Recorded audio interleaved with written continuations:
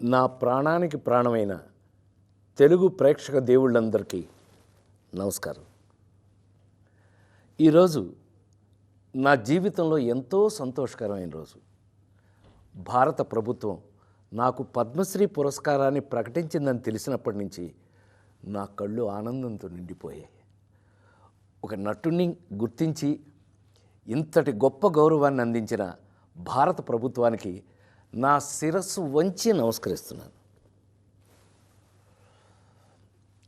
అలాగే నా పేరుని ఈ పురస్కారానికి సిఫార్సు చేసిన ఆంధ్రప్రదేశ్ ప్రభుత్వానికి, పెద్దలందరికీ నా ప్రత్యేక కృతజ్ఞతలు. కానీ నిజం చెప్పాలంటే ఈ అవార్డు నాది కాదు, మీది.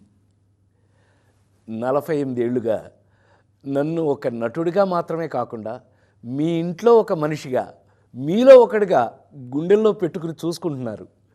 నేను నవ్వించినా ఏడిపించినా మా రాజేంద్ర ప్రసాద్ అని మీరు చూపించిన ఆప్యాయత నాకు దక్కిన నిజమైన అదృష్టం.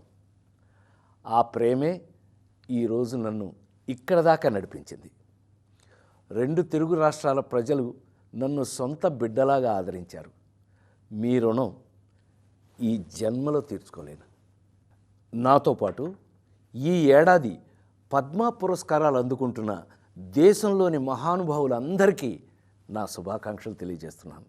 మీ ఆశీస్సులు ఎప్పుడూ నా మీద ఇలాగే ఉండాలి. బ్రతికున్నంత వరకు సర్వదా మీ రాజేంద్ర ప్రసాద్.